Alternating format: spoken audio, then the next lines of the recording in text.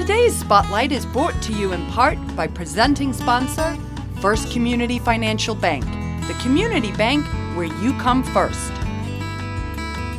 If you're just tuning in, you're watching Spotlight. I'm your host, Jane Winnett, and with me now representing A.D.O.P.T Pet Shelter, our Executive Director, Chris Stern, and veterinarian, Katie Heigl-Mayer. So welcome to the set. Hi, thank you. Thank you. And let's start off and introduce the pets. Who have we got with us tonight? Alrighty, well, I've got Dolly with us, and she's a 7 to 8 month old Yorkie mix. Nice. Yeah. And this is Piston. He just joined us about a week and a half ago. He's a 10-year-old domestic short-hair. Okay, and Piston's bigger than Dolly. Yes. Quite the combination going there. So Chris, let's start out. Talk a little bit about A.D.O.P.T. You guys have been around a while, but what makes the shelter special? Well, we have a clinic in our shelter, so we like to focus on medical and on caring for special needs animals. Part of our mission is to improve the quality of lives of animals and to place them into permanent and loving homes, and we do that through rehabilitation, compassionate care, humane education. So 3 prongs. You got 3 parts to that mission. Yeah. Yes. Tell us a little bit more about each one of those, if you would. Okay. Well, the compassionate care, that is, we want to take good care of the animals that are in our facility. We want to promote that to everybody in the community, so that kind of bleeds into the humane education. We do offer a lot of programs for kids to teach them on how to care properly for their pet and to be humane to all creatures. Okay, yeah. That's great. That's great. And they look so happy. They look happy to be with us tonight.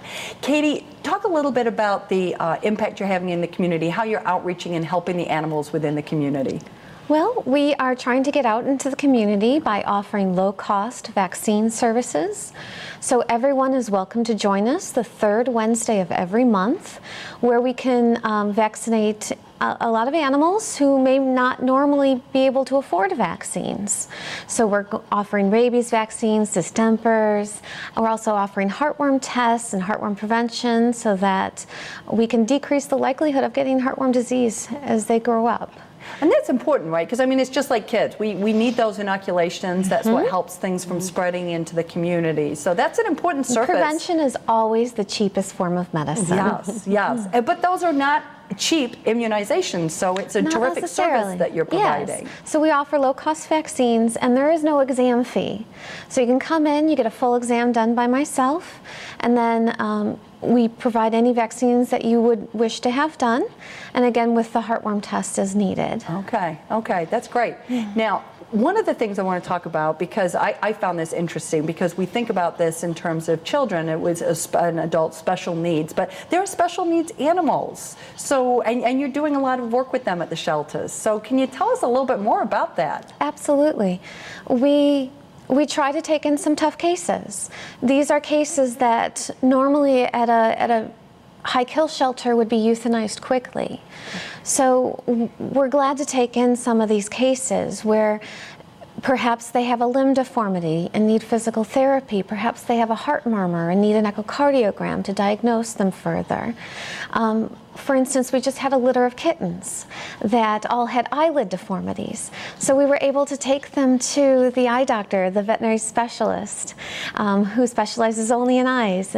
And she was able to diagnose properly and kind of guide us into what would be the best choices to make for these guys. And there were 6 kittens, and 5 of them have found loving homes. Oh, that's wonderful. Yeah. That's great. And so, and I would imagine that as part of that program, you're helping people who are thinking about adopting understand what those special needs are. Absolutely. Before anybody goes home, we very clearly describe their medical condition, what their future may hold, what you may encounter with your regular veterinarian, and any medications they might need. And we try to give them a rough estimate of, this is kind of how much it costs when you visit your regular veterinarian. Well, and that kind of ties to your mission, right? Because you're looking for permanent homes. Yep, exactly. You're not looking to have somebody come in and then be bringing the animal back to the shelter. Absolutely. Yeah. Absolutely. Chris, what what other programs are you doing at A.D.O.P.T. right now? One of the other programs we have is called the Blessed Bonds program, and that is a program where we offer assistance to families and their pets when they're in a temporary crisis situation.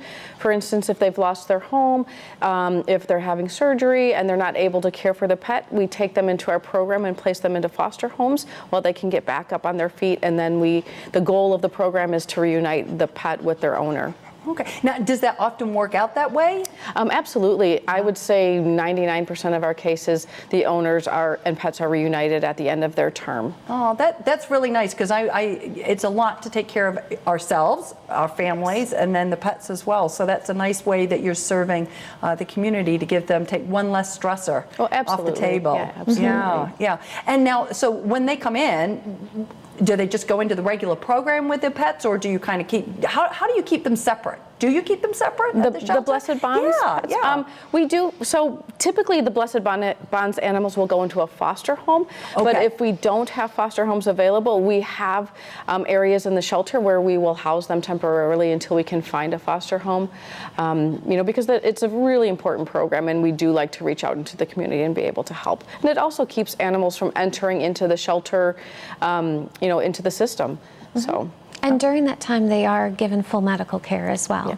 So any necessary medical treatments, any vaccines that are needed, prevention, things like that. Okay. So no matter where they come into the system, they're going to be taken care of before they leave. Yes, and there's no cost to the owner. It is a program that is no cost to the owner. So we take them in and take care of their pets for them. Okay, so now that's got to cost money. So yes. How can the viewers help you? What are the various ways? Because it sounds like there might be a number of ways that people can step up. Oh, absolutely. And help out. There are lots of ways you can help. Obviously, we always are looking for donations because it does cost money to care for all of the animals. But we are also always looking for foster homes because we get so many more requests than we can actually handle.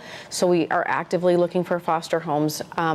And also become a volunteer at the shelter. We always need people to help us care for the animals once they're in our care. So those are some really good ways to get How involved. old can you take volunteers? Volunteers start at 18. You have to be 18 to volunteer. Mm-hmm. Okay, good to know. Just walk us through as we wrap up the adoption process. So if I was thinking that I wanted to adopt a cat or a dog, how do I go about that? What does the process look like? Well, typically people will come into the shelter. We also have all of our animals listed on our website, so a lot of times they'll look at the website, come in. Little online dating. Yeah, right, absolutely. Check it out with the animals. Yeah, absolutely. So that they can come in, they can view the animals that we have available, and if they see somebody that they might be interested in, we have them interact with that particular animal to make sure that it's a good fit and meet with one of our adoption counselors. And then, hopefully, a lot of times people come in for one thing and leave with something else because, pictures are pictures, but once you meet the animal, it might not be the right fit or it may. So we encourage multiple interactions. Oh, that's wonderful. Yeah. Well, thank you. And I'm so glad. Thank you for bringing our friends with us, our furry friends. So thank you. And if you would like to find out more about how A.D.O.P.T. is improving the quality of life for animals and placing them into loving and permanent homes through rescue, compassionate care, and humane education, please visit their website. We're going to take a quick break for a few short messages, but don't go away because we're coming right back with more Spotlight.